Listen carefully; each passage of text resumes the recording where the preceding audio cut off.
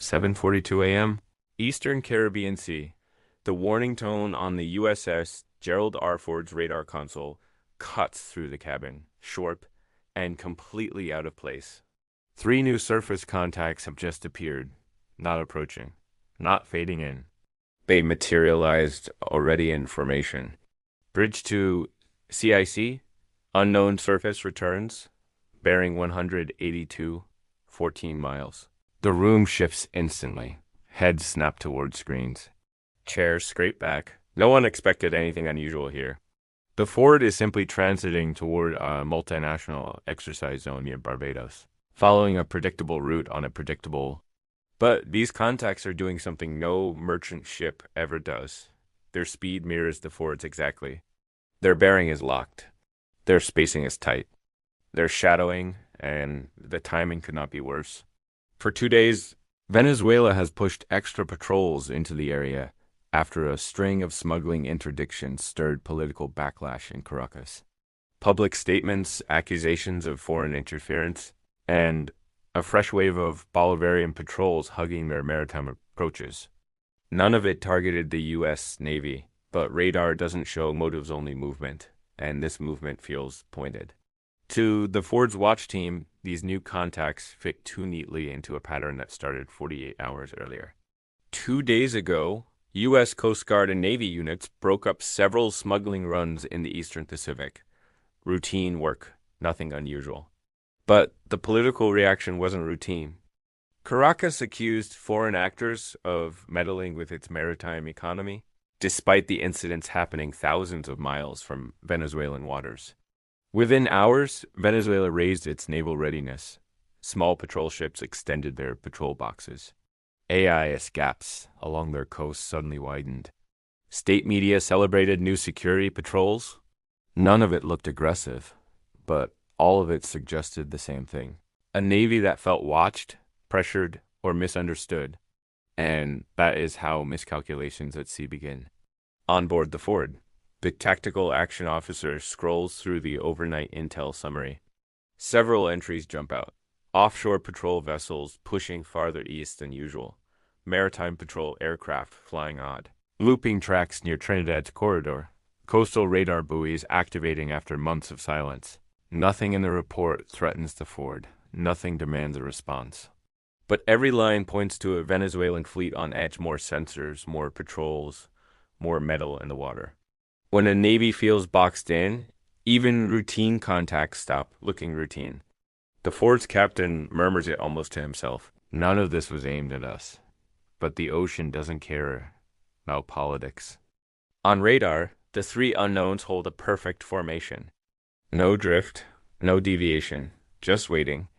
2 Guaycamacuto-class offshore patrol vessels maintain a flawless parallel track 10 to 12 nautical miles off the Fordo's beam, not closing, not backing away, sitting precisely in an uncomfortable gray space where every movement feels intentional. Behind them, a smaller Guaycari-type patrol craft shifts speed in slight, deliberate steps, just enough to feel coordinated. Bridge, CIC. Contacts holding bearing 182, matching our speed within 1/10 of a knot. That single line confirms everything. Ships don't match speed by accident, certainly not at this distance and not with this precision. Still, the Venezuelan vessels make no aggressive moves. No weapons visible, no sudden turns, no radio calls. Just slow, persistent shadowing pressure by presence. The Ford's bridge team watches the bearing number. It stays locked. A steady bearing at sea means only 2 possibilities: collision course or parallel tracking. These ships aren't closing, so only one explanation remains. The spacing between the Venezuelan hulls is far too precise to dismiss as chance. Their course changes come in tiny, exact increments 1, maybe 2 degrees, always mirroring the Ford's movements within seconds. It's the naval equivalent of someone matching your stride on a sidewalk. No contact, no threat, just a deliberate presence you can't ignore.